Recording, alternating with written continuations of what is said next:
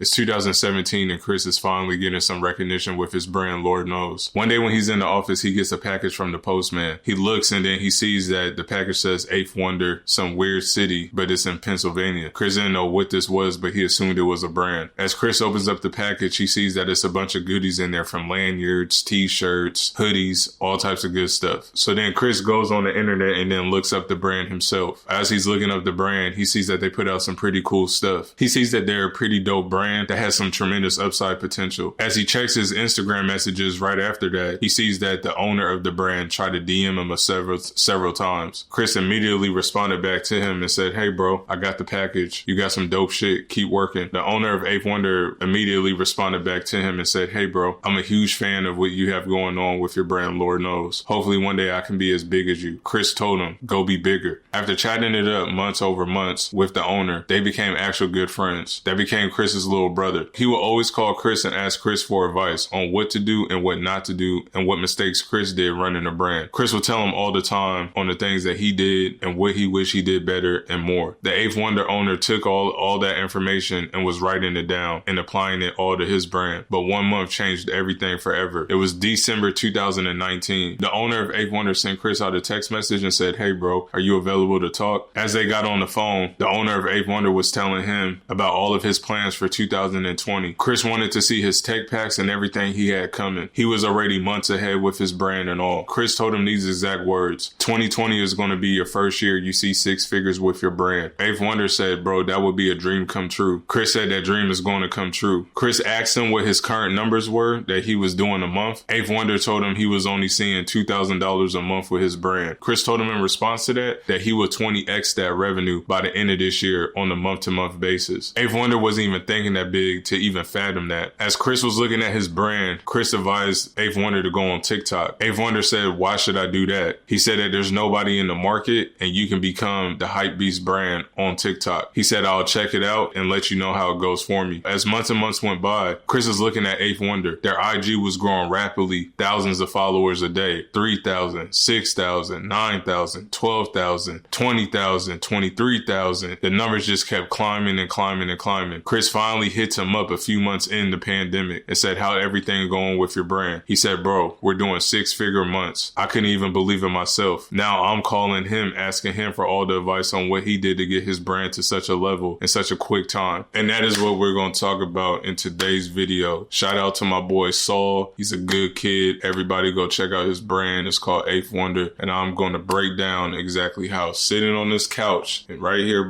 this couch that I'm sitting on right now in 2019, I was sitting on this couch in December and having a phone call with him. And I'm telling him he's going to be one of the biggest brands that pop out in 2020. I'm going to give you guys all the lessons that I've seen. Obviously, I don't work with Saul. I don't work with his brand, but kind of just seeing with my bird's eye view on the things that took him and got him to the level that he's gotten to with his brand. I wanted to just tell him personally, because I know that he's probably going to watch this video, that I'm proud of him. I look at him as a little brother. He used to send me clothes all the time when he was just starting out with his brand, and me and him built a strong relationship over the years, and I'm super happy for what he has to come with his brand. So let's get into it. Lesson number 1, he was prepared to scale. So when he was first starting out, he was only seeing $800 to $2,000 a month with his clothing brand, which isn't a lot of money. But one thing that he had was the mindset. He wore all the caps. He did everything himself. So when it came to production, when it came to customer service, the inventory, even in his house, all this stuff, like, he was already prepared to scale. A lot of people want to get to 6, 7, 8-figure months, but they don't even have the infrastructure to even scale and have the things in place to handle that type of volume of orders and stuff like that. So one thing that I can say is that Saul was prepared to scale. He came in with the right mindset with his clothing brand. He came in knowing that things are not coming in 90 days. And like I just said, for the first 2 years of his brand, he was only seeing $800 to $2,000 a month, you know? So he, at the beginning, like him just wearing all of those caps and getting a full understanding of how the brand works, that gave him that perspective and that ideal to have everything in order. So when his time is ready, he's going to be prepared for it and ready to show out and get busy. And that's exactly what he did. So now let's get into lesson number 2. He was first in a niche and category. So what I mean is, think of it like this. If I just went into the NBA right now, Mr. Prince Machiavelli, and I'm playing with LeBron and all these other people, right? I'm at the bottom of the totem pole, but how can I get to the LeBron of the totem pole quickly as possible? So at the time in 2020, when TikTok was still going and stuff like that, you have to remember, like, there wasn't a lot of brands on there. It was still in beta testing. Like, everybody was just kind of just sprinkling it, see what it does for them. But he doubled down on it, like his life depended on it. So he became the top pioneer of streetwear and skatewear clothing brands on TikTok. So you always have to remember one thing, that 90% of the market always goes to the top dominant player. Think about it. LeBron is 38 years old. He's one of the oldest players in the NBA, but yet 90% of the people that watch the NBA will still tell you that he's the best player in the NBA because he's such a hierarchical figure. So my whole thing with Saul was that he was the first person to jump on TikTok and really double down on it and really bring that streetwear culture and that skate culture onto that platform. And then he became the 90% dominant player because, like I said, everybody always remembers the first, the second, the third best. But what about the fourth, sixth, seventh, eighth? That's where a lot of people are at right now, even on TikTok, and they're trying to climb up to the top, but he's already at the top. So he's already going to get 80, 90% of that market share. So that's what propelled him very, very quickly to get to the top with his brand. The third lesson that I saw was TikTok influencers. When you look at the sneakerhead community, when you look at the streetwear community and the skate world communities, he went and got influencers from TikTok on all of those subcategories to talk about his brand, or he was sending out clothes to them to like do a video with his clothes on. So he'll go get somebody from the skate world, from the streetwear world, and from the sneakerhead world. So now he's building out that audience and he's grabbing bits and pieces from all three of those subcategories to jump on now onto his brand. Because you got to remember that influencer, let's just say if it's a streetwear influencer and they got 100,000 followers, I'm assuming that maybe even 1% of those people will be fucking with your brand. So what he did was he went out and grabbed all the top TikTok influencers that got hella motion, that most of their videos are going viral. He sends them out the clothes, and if they don't want the clothes, he's just all like, just say the dope new brand that you found this week, X, Y, and Z. And then he had all these people from different categories talking about his brand. So then that made a bigger umbrella on what he already had, just him being alone, being the Michael Jordan of a lane on TikTok. He has all of these top authoritative figures co-signing his brand, and that's what made him even bigger as well. So lesson number 4 was price anchoring. So what I mean by that is that you got to look at prices almost like a pyramid. It's like at the bottom is for free and at the top is the highest price. What he did was he knows that everybody on TikTok is cheap, and he knows that everybody on TikTok is young, just like him. Not everybody has $35 or $80 to go buy just one t-shirt. So what he did was he made an $8 t-shirt. If you're on TikTok, more than likely you can afford an $8 t-shirt. So everybody that already fucked with his brand, all those influencers that he's getting even more traction from, he's slapping in everybody's face like, hey, I got this $8 t-shirt. But then when you go to his website to go buy the $8 t-shirt, he has the $20 tees. He got a little bit of cut and sew. He has the accessories. So now that's bringing up his average order value, because their first incentive was to buy this dope $8 tee. But then when they went to the site, they seeing all this other dope stuff that they can get. And it's almost like us, right? We go to Walmart to go get laundry detergent, but by the time we go get the laundry detergent from the back and get to the front to the cashier, we already have all this extra stuff that we really don't need inside of the cart, right? So that's how it kind of is like when you run in a brand, and especially if you got something that's cheap or almost damn near for free, you bring that incentive to bring hundreds and thousands of people to your website, but then there's always an upsell for more. So what he did, rather than making the t-shirt for super expensive, my bro just made everything for super fucking cheap. And then all of those people that came in, 20% of those people more than likely, they have a hot hand to buy even more. And then even those people that bought a little bit more, 20% out of them, then they're even going to buy a little bit more. But then his AOV just continuously grown over time. So it went from 20 to 40 to 60 to 80.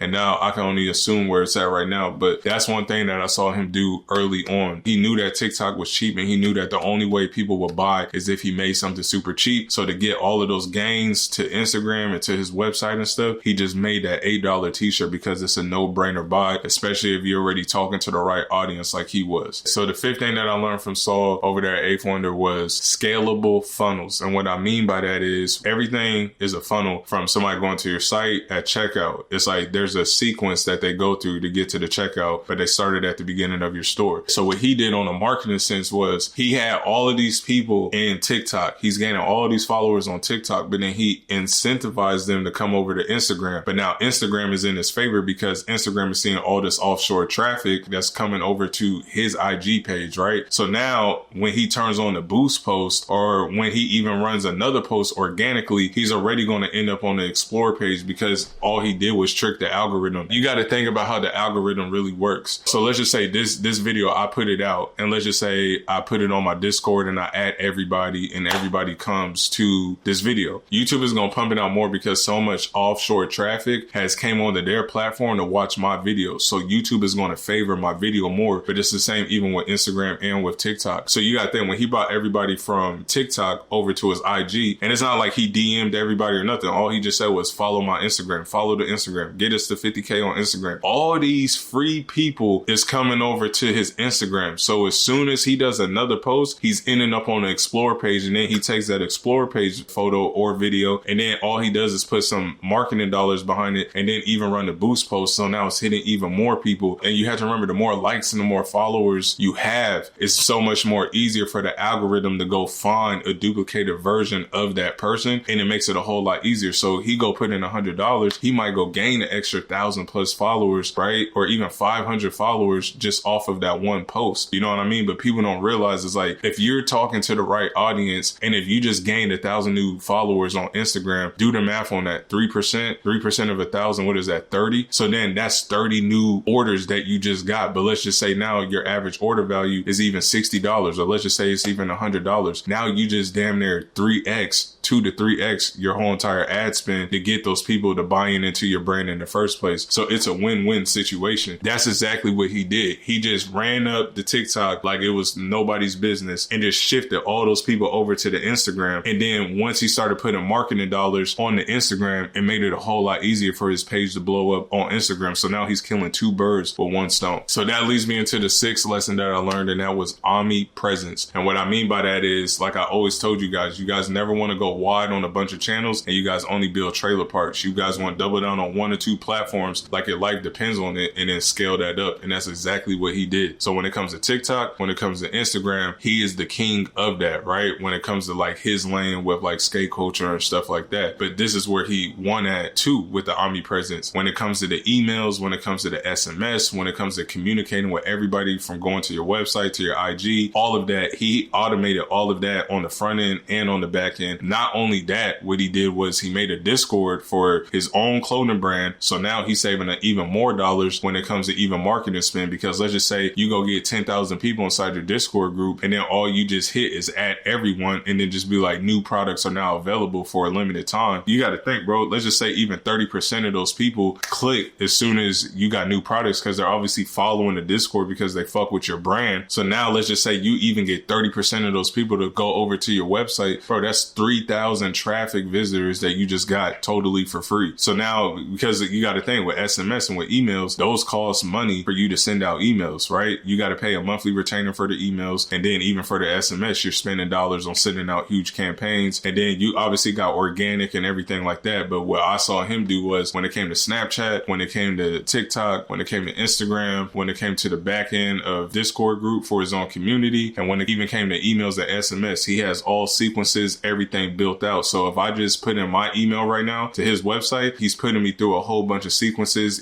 whether that's abandoned cart, whether if I signed up for a discount, anything like that. But he's always in communication with new people, with returning people, all of that. So he's always getting orders, right, by the day. Like he's waking up to sales every single day. So the 7th lesson that I learned, I would say, is hyper releases plus all year items. When it comes to the all year items, I always told him that you always want to have an all year products available on your store. That was one of the mistakes I took too long to do. And that's one thing that I told him that he should always do, because when people come into your website, they don't want to wait for hype releases all the time. You know, people are going to the site because they want to buy things right now. So whether you got logo tees and boxer briefs and socks and, you know, just simple everyday necessity stuff for your brand, but that people can always go up on there and support and buy it. And then obviously too, you got the hype releases. So that's your seasonal drops for a drop that you have coming every single month. And then that's the new stuff that you put out to the people. So what he did, he just made a whole bunch of stuff that's available all year, like posters and accessories and certain t-shirts and cheap, even $8 t-shirts or $10 t-shirts. Like he made it all super cheap. And the only reason why you want to have all year items, even if you're not really seeing that much profit on it, is because you want to collect data. You want to collect those numbers and you want to collect those emails. You get what I'm saying? But when it comes to the hype releases stuff, those are the things that you really see him profit on. So when it comes to his drops and he doing like 15-piece collections and all that other stuff, those are other things that he's taking home for himself when it comes to that profit and putting it back into his brand, obviously. But the all year products is really to like break even, see a little bit of profit, but it's more so just to collect a whole bunch of data. And that's what he's doing very, very well. So last but not least, the last lesson that I learned from 8th Wonder was consistency. And he does not let up at all. The kid is already 3, 6, 9 months ahead. He was even like that even back when he was only making $2,000 a month, even with his brand. He was already months out, seasons out, and he's always putting out new stuff. He's always putting out new designs, new concepts, everything like that. And I think that that's huge because a lot of people get sick and tired of bland drops and they just be like, oh, this drop is mid and this drop is weak as hell. But he just keeps going. Like, he does not stop. He keeps putting out dope products. He keeps putting out dope stuff, and he's 100% committed all the time at everything that he does. Like, the kid's commitment and consistency is huge. And if you guys haven't read the book Influence, that's one of the laws in there is commitment and consistency. Like, he's committed to his following. He's committed to his tribe that he built. He's committed to his community, and he just does not let up. He's always giving them new stuff. He's always giving them new products. He's always giving posters to accessories, the t-shirts, the hoodies, everything. Like, the kid just does not stop. That is the 8 lessons why Saul from 8th Wonder blew up. And like I said, I do not work for 8th Wonder. I could be wrong about all of these things, but that's just my perspective and my take on knowing somebody that's close to me and seeing him go from $2,000 a month to multi 6 figures a month. And I just saw everything kind of with like a bird's eye view. And like I said, I just wanted to tell him that I'm proud of him. I'm excited to see what he has coming for the future. I've seen him literally go from nothing to a lot, you know, in a short span of time. And you can learn a lot of lessons from this if you guys are just starting out your brand as well, you know, and you guys can take some of the lessons that I even said on the things that I saw him blow up with, and y'all can take that and go throw it into your brand as well. So like I said, I'll see y'all in the next video, and remember to always embrace the craft and divorce from the result. Wow,